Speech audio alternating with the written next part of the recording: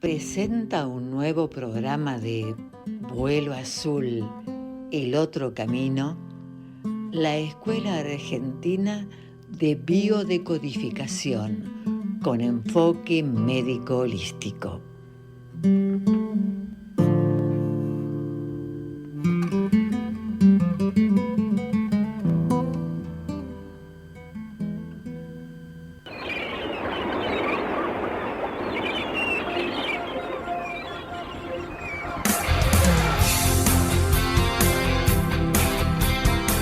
Todas las semanas nos encontramos en la radio en Vuelo Azul, el otro camino, con el doctor Antonio De Santis. Un contacto semanal para darle apertura a la conciencia, para emprender un vuelo hasta encontrarnos con el cielo azul que nos permita despertar las fuerzas de la sanación. Cuida tus pensamientos, custodia tus palabras, aprende a transmitir mediante tus gestos. Puede que de estas tres fuentes puedan hacer la mejor de las medicinas. Muy buenos días, queridas amigas, queridos amigos. Estamos transmitiendo en vivo en este feriado nacional de la ciudad de Mar del Plata, un día nublado con una sensación térmica de 23 grados, con precipitaciones, se anuncian más y más precipitaciones para los días venideros, pero bueno, tratando de ver el sol más allá de las nubes, por eso nuestro espacio se llama Vuelo Azul, el otro camino. Muy buenos días para todos ustedes, esperemos que la conexión esté estable, hay algunos problemas con la empresa de energía eléctrica Edesur, pero bueno, aparentemente ya está subsanado, así que ¿quién te saluda? Antonio De Santis, médico integrativo, matrícula nacional 68.265, y le damos la bienvenida a nuestra compañera y conductora de este espacio, licenciada Laura Cecilia Martínez. Laura, ¿estás ahí? Sí, por supuesto. Hace mucho que estoy acá sentadita Bueno, para poder acá, empezar en horario sí, y acá 12 aparte con minutos. muchas ganas de escucharte porque sé que el programa de hoy nos va a impulsar a cosas nuevas, a una nueva mirada, a interrogarnos, así que la verdad que estoy con ganas de escucharte. Bueno, un gusto y un placer que podamos compartir este espacio. Preguntarte cómo estás pasando este fin de XXL. A mí no me gustan mucho pues yo soy un ser bastante rutinario. Así que cuando me sacan de las rutinas, no es lo que a mí me hace más feliz. Las sorpresas no me debilitan, es decir, me debilitan, no me gustan. Pero estoy muy bien, pasé un domingo precioso, un sábado muy lindo también, así que, y hoy estoy con ganas de estar en el programa de radio y como todos los lunes con ganas de inicio, así que estoy muy bien. Bueno, el carnaval tiene sus raíces en festividades paganas Obviamente. de la antigüedad, pero también está marcando, por lo menos bajo la mirada católica, el comienzo, la previa a lo que va a ser la cuaresma. Así que vamos a En tomarlo. realidad, creo que tiene que ver con la necesidad de la Iglesia Católica de ayornarse para no perder eh, el pueblo con con sus ritos. Claro, Entonces, en claro. muchas ocasiones se hace eso de integrar un rito que no es católico, pero bueno, para que la gente siga y no lo vea como un motivo de alejamiento. Claro. Pero bueno, sí, si uno lo piensa así, que marque el inicio de la cuaresma, es bueno como reflexión. Lo que pasa es que toda la algarabía, toda esta fiesta, todo este tirarse agua, todo el carnaval, eh, Claro. no lo podemos pensar como el anticipo de la Semana Crística, ¿no? Bueno, el significado es carne a Baal. Se Claro, refiere a Baal como un falso dios fenicio que la bien, Biblia lo señala como un asistente del diablo, donde en esos días festivos los profetas, especialmente los profetas, convocaban a su deidad para que trajera el holocausto. Ese es el origen del carnaval y como vos bien decís, participo, bueno, la Iglesia Católica toma algunas de estas festividades populares para no perder adeptos, que en definitiva es una de las causas por las cuales se lo sigue festejando, se lo sigue celebrando, sigue habiendo feriados nacionales y demás. Pero bueno, teniendo eso en claro, saber que estamos en un fin de largo y aprovecharlo para aprender, para capacitarnos, para ir un nivel más arriba de lo que es el carnaval en sí mismo, ir un nivel más arriba, ir a otro cielo azul que nos permita vislumbrar el sol, la luz, la capacitación y anunciar lo que se viene en este mes de marzo. Así que te estoy escuchando para saber las actividades, aquellas cosas que vamos a realizar para todo el mundo, para todos aquellos que de alguna manera quieran participar y quieran capacitarse este año, a ver qué actividades vamos a tener a partir de ahora el mes de marzo.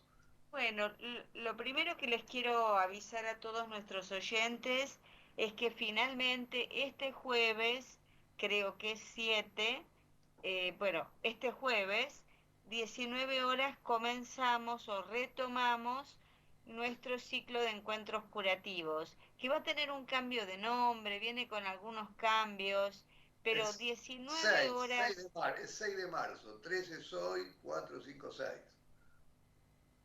Bien, perfecto. 6 de marzo, 19 horas, encuentros curativos, que ya les anticipo, tiene un pequeño cambio de nombre. Así que venimos renovándolo. Eso es lo primero que les quiero contar, porque había mucha gente que quería sintonizarnos y entonces el jueves me escribía y me decía, ¿qué pasa que no están en el programa? Bueno, nos habíamos tomado febrero como descanso, ahora bueno, ya estamos a pleno.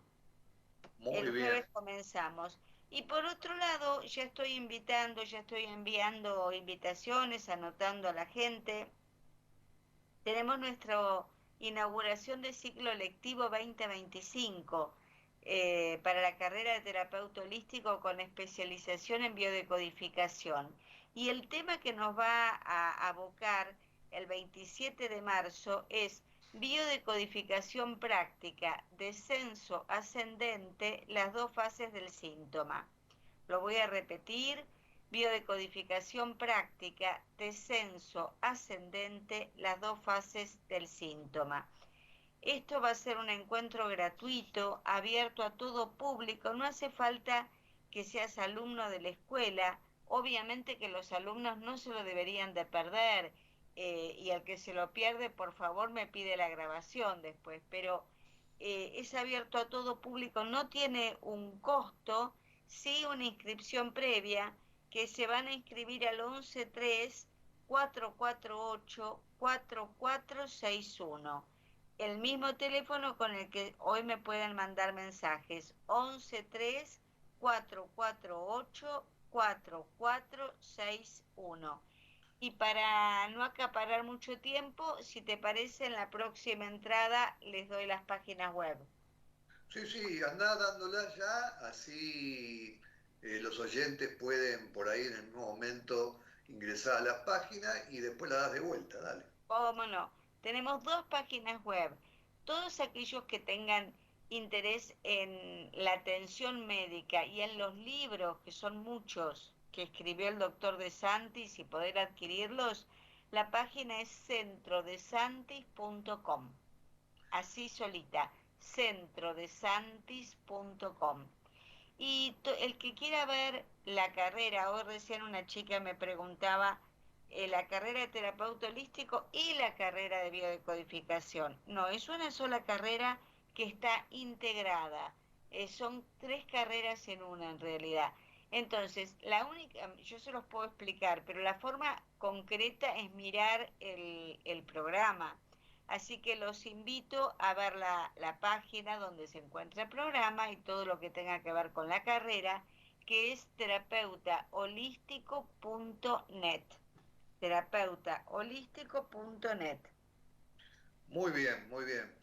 Bueno, ¿te parece bien, Laura, que vayamos a la editorial para dar pie también a la reflexión semanal y convocarnos el día jueves en este espacio de encuentros curativos? ¿Vamos con eso? Por supuesto. Muy bien, muy bien. Cuida tus pensamientos, custodia tus palabras, aprende a transmitir tus gestos. Puede que de estas tres fuentes nazca la mejor de las medicinas. El título que le he puesto hoy a la editorial es Iatrogenia. ¿Pero qué es iatrogenia? Es un daño provocado por el médico, por el terapeuta, cuando no es intencional y sin querer se produce un daño en la persona humana, en quien va a una consulta, en quien recibe algún tratamiento. Y creo que estamos viviendo una era iatrogénica, pero una iatrogenia que la debemos deducir del origen de la palabra ante todo, que es tan importante el origen de la palabra, porque a veces mencionamos una palabra y cuando nos dice ¿qué quiere decir esto? Es como que no sabemos explicarlo. Mirá, la palabra iatrogenia viene del griego. Iatros es médico y génesis es origen.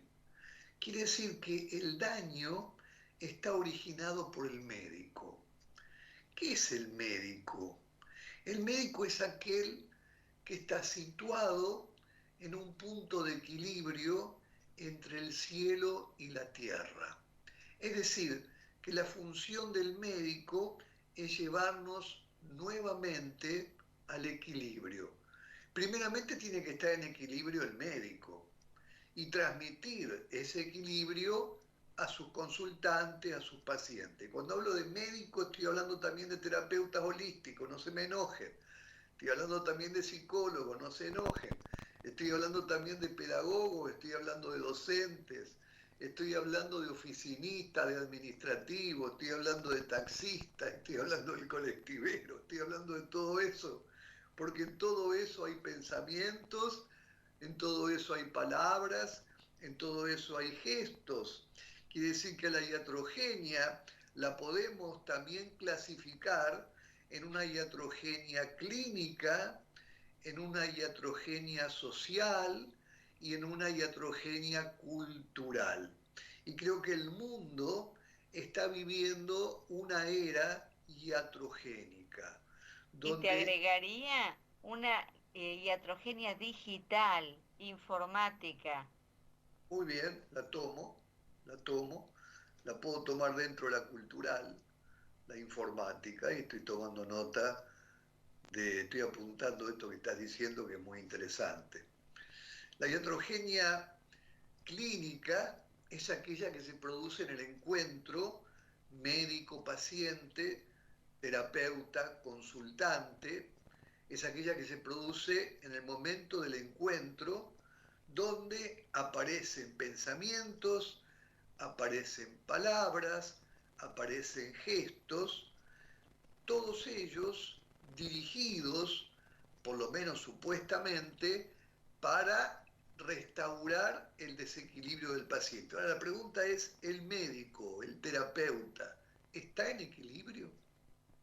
Cuando vemos un médico o vamos a un médico que ni nos mira la cara, que está mirando su historia clínica o una computadora, que prácticamente no nos saluda, que no nos ofrece más que 10 minutos de su tiempo, que cuando hablamos de algo subjetivo, que le parece a él subjetivo, no nos presta atención, que nos cuestiona prácticamente como si fuera un cuestionamiento policíaco, faltando la luz que nos enceguezca y que nos dé temor y que no nos permita a nosotros más que dar objetividades.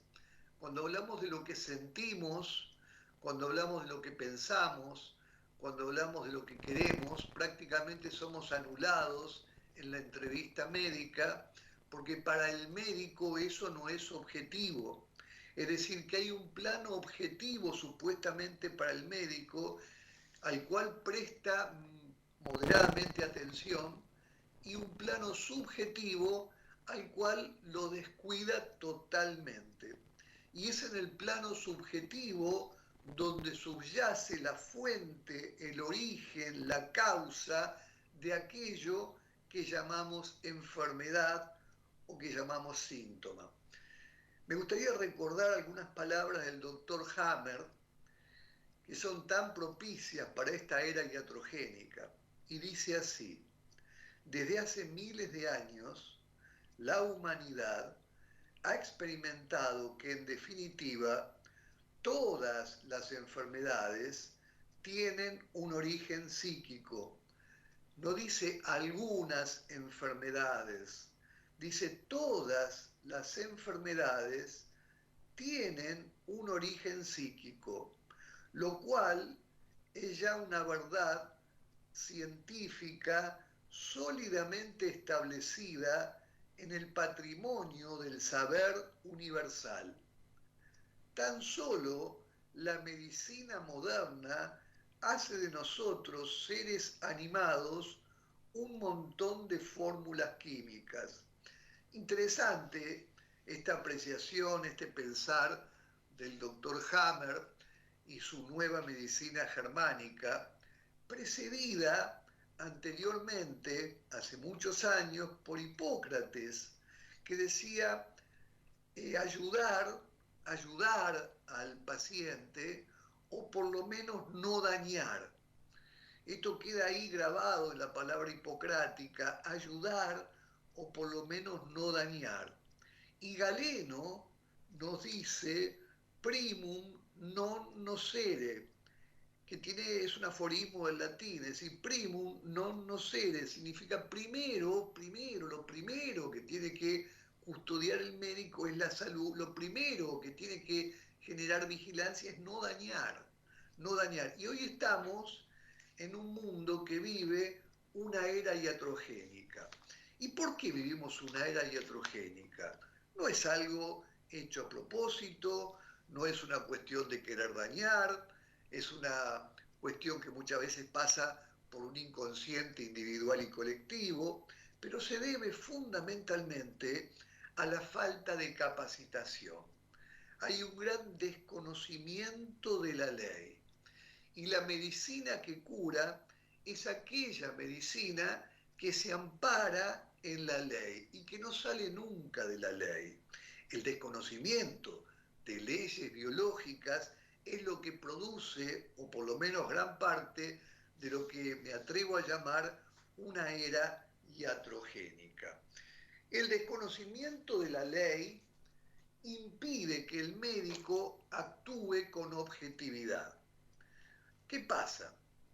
Que cuando el médico desconoce la subjetividad que teóricamente él piensa que el paciente le está comentando, es decir, el médico lo que busca es que el paciente le diga, me duele la cabeza, estoy con hormigueos en los pies, o tengo directamente que el paciente le diga el diagnóstico con el cual viene. Esta es la tentación que tiene el médico en función del poco tiempo que prácticamente resuelva la situación diagnóstica y nos lleve directamente a la terapéutica que tenemos por ofrecer. Que por otro lado, la terapéutica que tenemos por ofrecer proviene de la industria farmacéutica que se basa en la industria de la enfermedad. Así que con eso ya estamos abriendo un poquito el camino de lo que le vamos a ofrecer al paciente en su consulta y en su relato objetivo. Pero ¿qué pasa?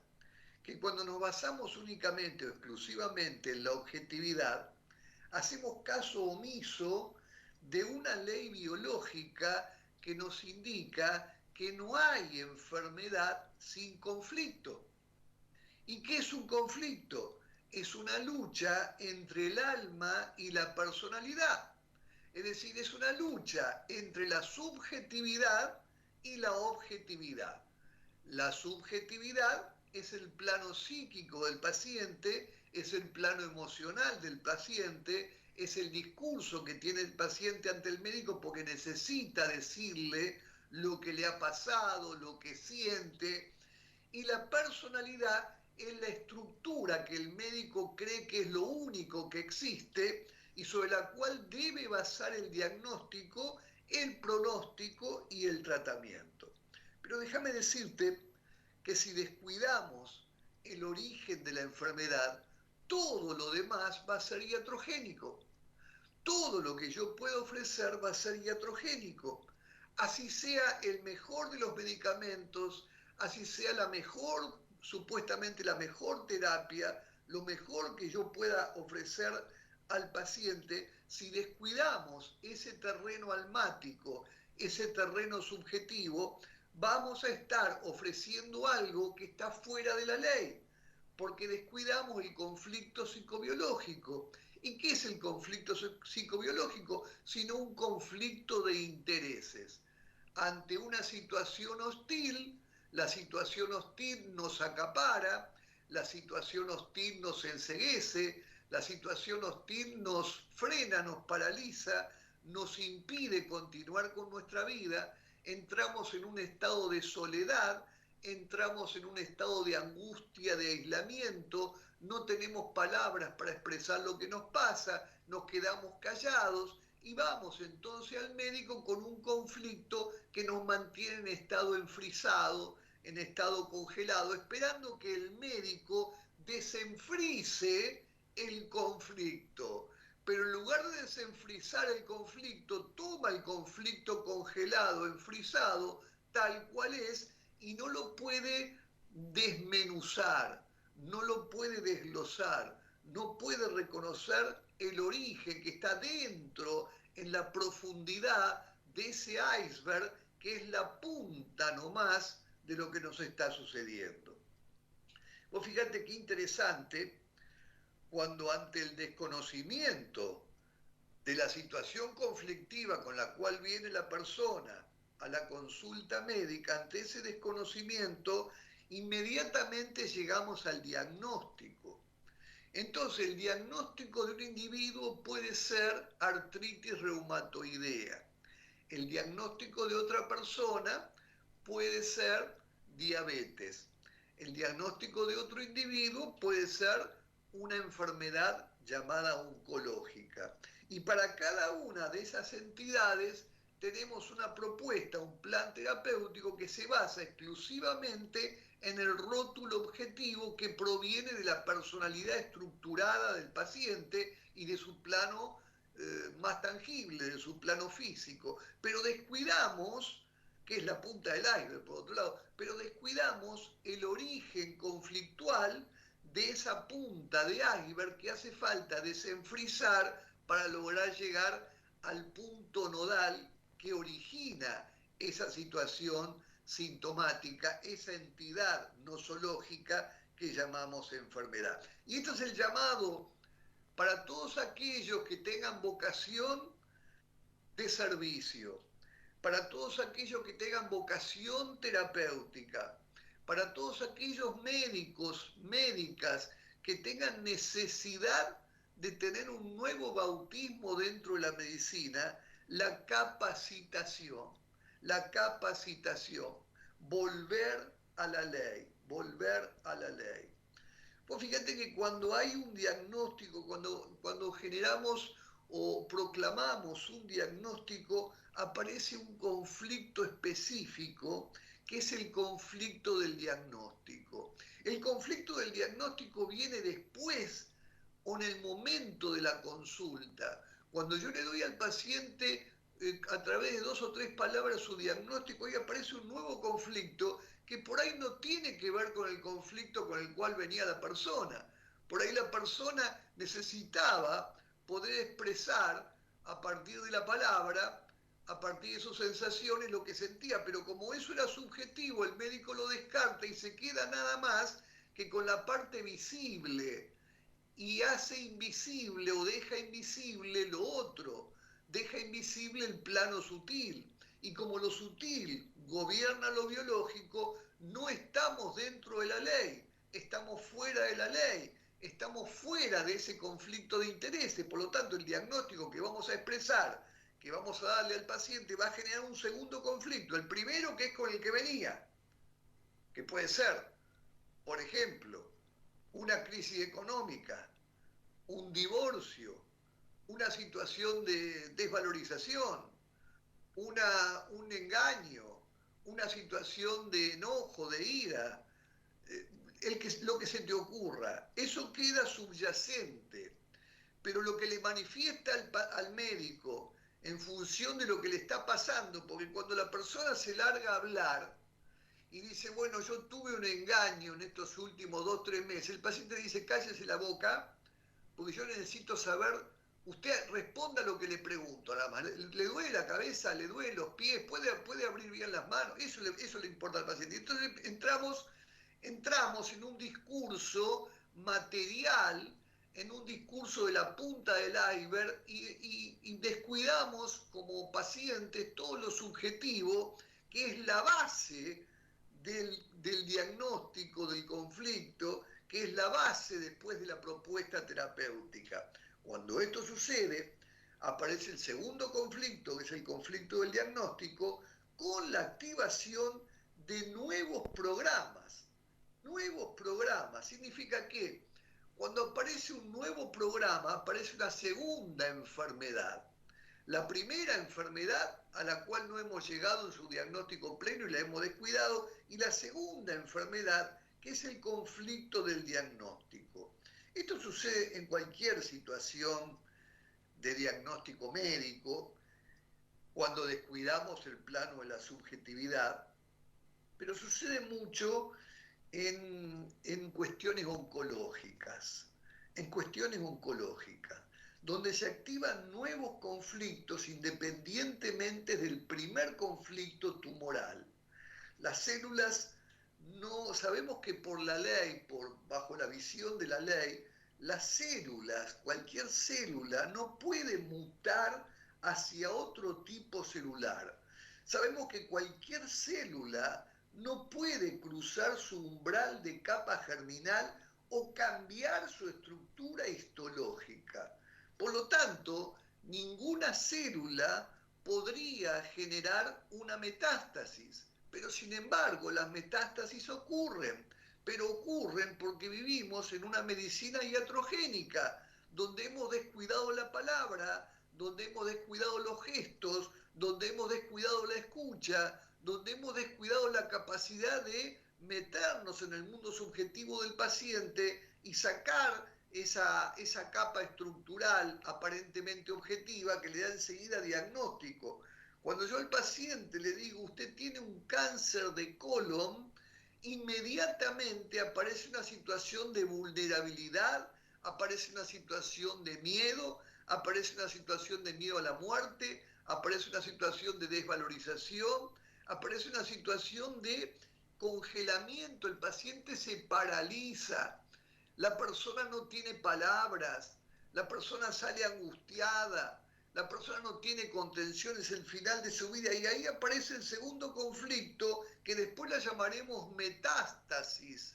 En realidad, ¿qué está metastizando? Está metastizando la falta de poder expresar el conflicto original que generó ese primer tumor, que generó esa primera situación oncológica. No lo pudo expresar, no lo pudo manifestar, y menos entonces lo va a poder resolver. Y es más, va a generar un segundo punto conflictivo que después lo llamaremos metástasis.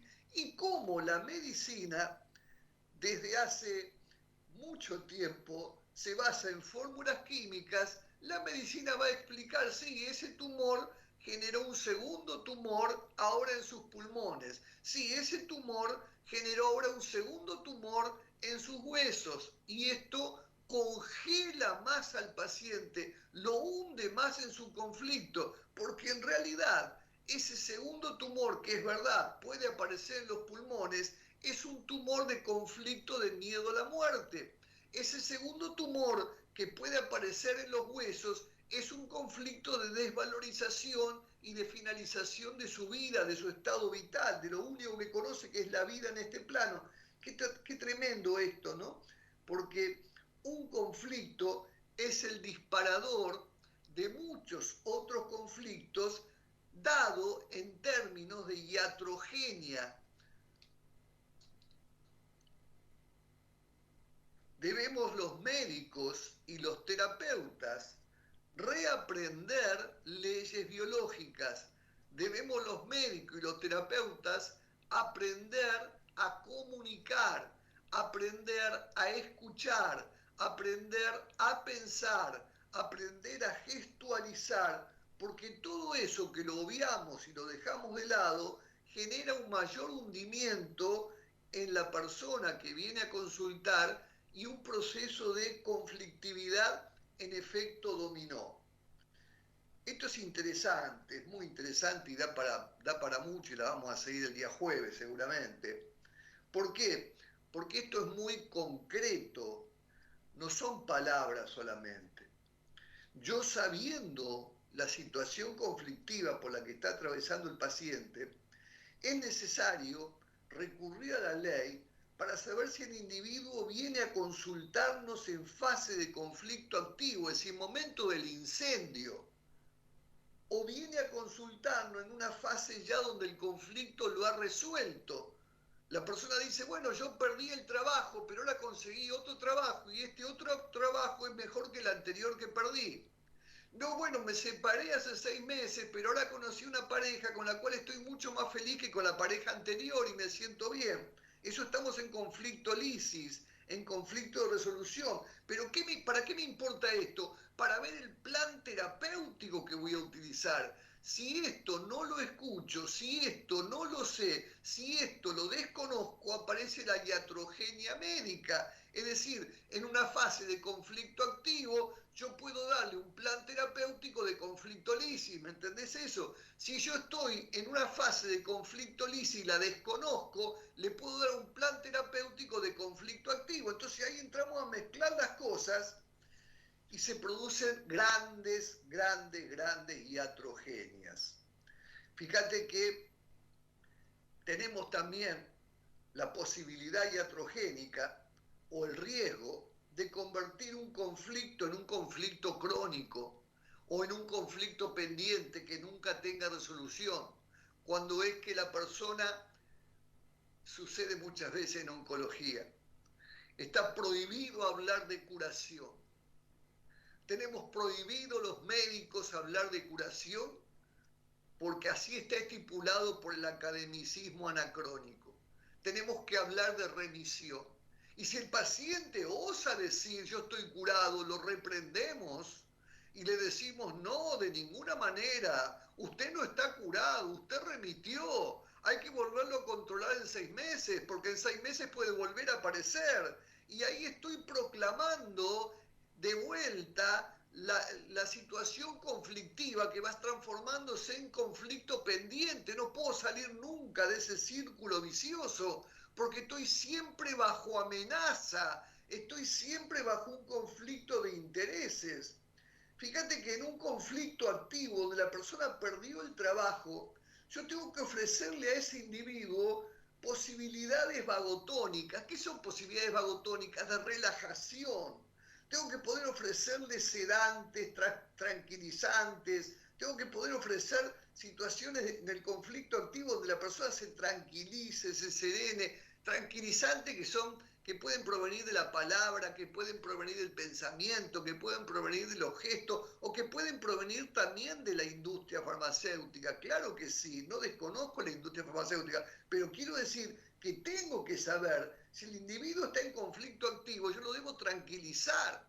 Pero si en conflicto activo yo le acelero la conflictividad, estoy agrandando el tumor, estoy agrandando la masa, estoy generando posibilidades de metástasis. Y esto sucede muchas veces en la quimioterapia. En la quimioterapia, vos sabés que la quimioterapia es simpático-tónica. ¿Qué significa simpático-tónica? Que acelera el crecimiento del tumor. Acelera el crecimiento del tumor. Si yo la quimioterapia la doy en fase activa, estimulo el crecimiento celular, estimulo el crecimiento tumoral, estimulo el crecimiento del tumor. Pero si yo desconozco esta situación, puedo dar la quimioterapia en fase activa cuando el conflicto todavía no se ha resuelto. Y yo tengo que aprovechar ese momento para resolver la conflictividad o por lo menos sedar a la persona, tranquilizar a la persona, para después sí ofrecerle un plan de quimioterapia, si es necesario, ¿no? Pero cuando yo doy la quimioterapia en la fase de incendio, en la fase simpático-tónica, estimulo el crecimiento celular y es más, voy disminuyendo la elasticidad del tejido cerebral en el proceso autocurativo. Qué fantástico esto, porque cuando hay una fase activa tumoral, siempre el cerebro se encuentra en un estado de posible edema. Y cuando yo favorezco este edema, estoy disminuyendo la posibilidad de drenarlo y estoy eliminando, tirando por la ventana la posibilidad de drenaje de esos edemas cerebrales y transformo el conflicto en un conflicto que puede ser inclusive no curable o mortal. Qué importante es saber leyes biológicas. Qué importante es reconocer que dentro de la ley podemos ayudar al paciente a poder, digamos, por lo menos aliviar su cuestión diagnóstica y a pasar a otra fase. Y desde la otra fase poder ofrecer una terapia que sea curativa. Qué importante es poder expresarle al paciente el diagnóstico bajo la ley y no fuera de la ley. Porque hoy día la oncología se basa en parámetros técnicos y en parámetros científicos y en formulaciones cada vez más avanzadas. Hoy en día la oncología está avanzadísima, pero sin embargo seguimos hablando de malignidad. Seguimos hablando de malignidad. Y cuando hablamos de malignidad y cuando hablamos de benignidad, el paciente está entre la espada y la pared. El paciente lo único que pregunta es si esto es benigno o es maligno. Y seguimos hablando de maligno como si estuviéramos en épocas medievales, desconociendo que lo maligno simplemente, o lo benigno, simplemente es la fase en la cual se encuentra el paciente en el momento de su consulta. Si en el momento de su consulta aparece una situación tumoral y su conflicto aún no está resuelto, está en fase de conflicto activo. Por lo tanto, todo tumor diagnosticado en fase de conflicto activo va a ser un tumor maligno. Pero si el tumor está diagnosticado en fase de conflicto licio, donde ya resolvió el conflicto, donde ya buscó un nuevo trabajo, donde ya encontró nueva pareja, donde ya se dejó de enojar con el mundo, en ese momento estoy en conflicto lisis y estoy en una etapa ya de benignidad del tumor. Fíjate que ahí cambia el concepto de malignidad y el concepto de benignidad, porque es bipolar, porque esa malignidad está dada en el momento que yo diagnostico, pero ese momento puede variar cuando yo o cuando el paciente ingresa en el otro ámbito, en otro punto de resolución conflictiva. Y ahí entramos con daño en el diagnóstico, con daño en el pronóstico, con desconocimiento de leyes biológicas y con el desconocimiento de la estructura y de la dimensión humana, cuando lo sutil, siempre lo sutil,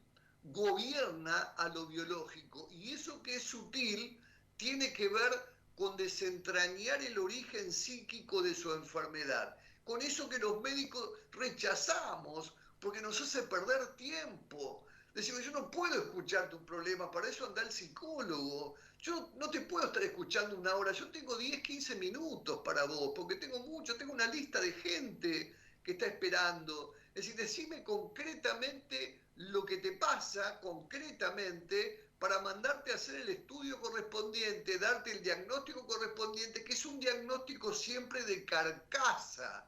Es un diagnóstico siempre de la punta del iceberg, es un diagnóstico siempre de un encuentro médico-paciente en el cual el conflicto no fue desenfrisado, no fue descongelado. Por lo tanto, el pronóstico va a ser muy negativo. ¿Te das cuenta por qué estamos en una era de medicina iatrogénica Estamos en una era de iatrogenia clínica, de iatrogenia social, de iatrogenia cultural, de iatrogenia informática, como recién nos decía Laura, y hemos descuidado el principio de primero no dañar, hemos descuidado el principio de primum non nocere, este aforismo de Galénico, donde en realidad estamos haciendo todo lo contrario, estamos afianzando la enfermedad, estamos haciendo avanzar la enfermedad, cuando la persona por ahí estaba ya resolviendo su situación y viene a la consulta y yo le digo que tiene un cáncer y que ese cáncer no tiene curación y que le quedan 6 meses de vida, estoy volviéndolo a conflicto activo. Entonces estoy generando una diseminación del tumor, no del tumor mismo en sí, que no puede cambiar su estructura histológica, no puede cambiar su umbral de capa germinal. Eso está bien, estamos de acuerdo. No de ese tumor en sí, sino de nuevos tumores que van apareciendo en otros órganos, en otros sistemas, que tienen canales facilitadores, porque el canal facilitador hace que esos nuevos tumores aparezcan como nuevos conflictos en otros órganos que están escuchando, que están recibiendo ese diagnóstico, que están recibiendo esas premisas y que se están comportando biológicamente bajo un programa también oncológico. Bueno, creo que estamos ahí ya en momento de ir a un tiempo musical. No sé, Laura, si querés decir Tenemos algo. un mensajito. Sí. Sí, Patricia Suberti nos dice, buenos días, muchas gracias por este programa tan esclarecedor. Bendiciones para ustedes. Bueno, Muchas bendiciones gracias. para vos también, Patricia. Gracias, Y Patricia. sí, Gracias. comparto con Patricia, muy esclarecedor. Y para agregar solamente, muchas veces nos preguntan si el curso de biodecodificación o el de terapeuta holístico les va a ayudar para ellos mismos, aparte de poderlo hacer No, para por otros. supuesto. Por eso acabo de decir al comienzo de Claro, la editorial que primero el médico, el terapeuta debe estar en equilibrio. Debe estar sí, amparado dentro de la ley, o sea, debe conocer la ley. pero Una qué vez que... bueno cuando nosotros como pacientes, y vamos a consultar un médico, sabemos y podemos trabajar sobre nosotros mismos colaborando con el médico o buscando otro médico, llegado el caso.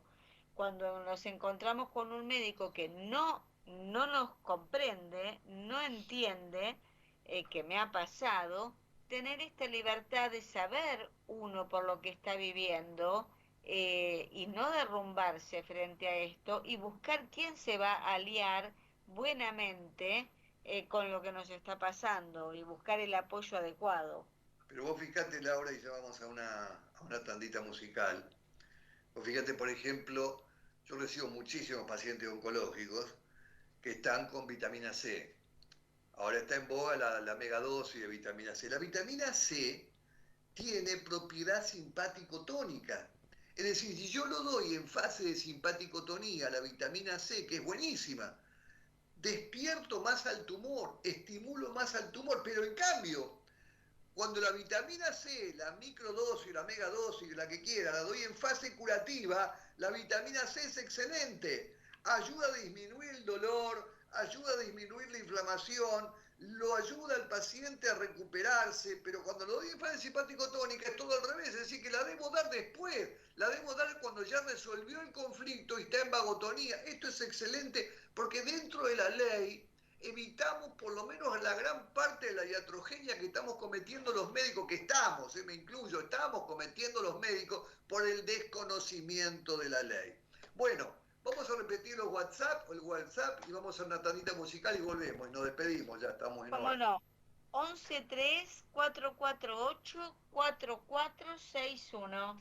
Muy bien, señor director, su momento musical, unos minutitos nomás, sabemos que estamos con poquito tiempo. No te vayas, ya volvemos con más Vuelo Azul, el otro.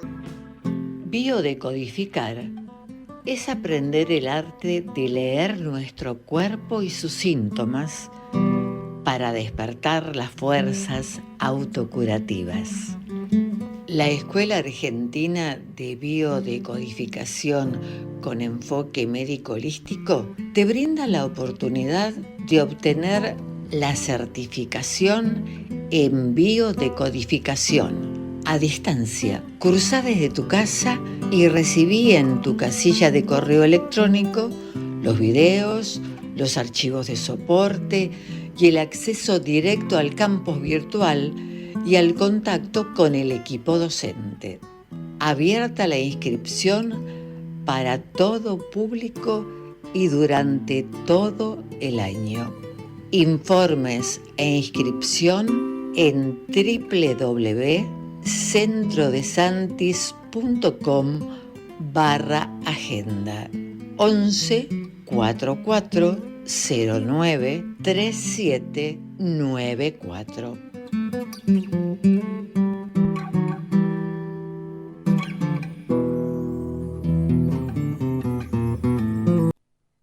Podemos entender, podemos comprender y afianzar la idea de que no es el cáncer el que hace bajar de peso y el que quita el apetito al paciente, sino que es el estado de conflicto activo.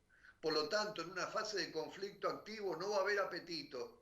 ¿Qué sugerimos si estamos dentro de la ley para no hacer iatrogenia? Suplementación dietaria para aumentar la energía, enfrentar el conflicto y resolverlo.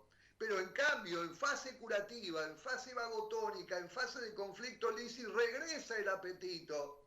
Y la reparación requiere de nutrientes proteicos, de proteínas. Entonces seleccionamos comidas orgánicas, le damos dieta rica en proteínas, especialmente en la fase de curación, damos dieta rica en proteínas, pero no en fase activa. Debemos respetar en fase activa la resolución de conflicto con suplementación dietaria. Y esto es lo que hacemos nosotros volcado a nuestro método de Biosan. Bueno, la seguimos el día jueves, estamos ya finalizando este programa de hoy. Cuida tus pensamientos, custodia tus palabras, aprende a transmitir mediante tus gestos. Puede que de estas tres fuentes nazca la mejor de las medicinas. Laura, nos despedimos, damos el WhatsApp, la página, nos invitamos al jueves. ¿Cómo no? Doy todo rápido. 11 3 448 4461. En cualquier momento que ustedes quieran me mandan un WhatsApp para lo que tengan ganas, para hacerme un comentario, un pedido de algo, en fin.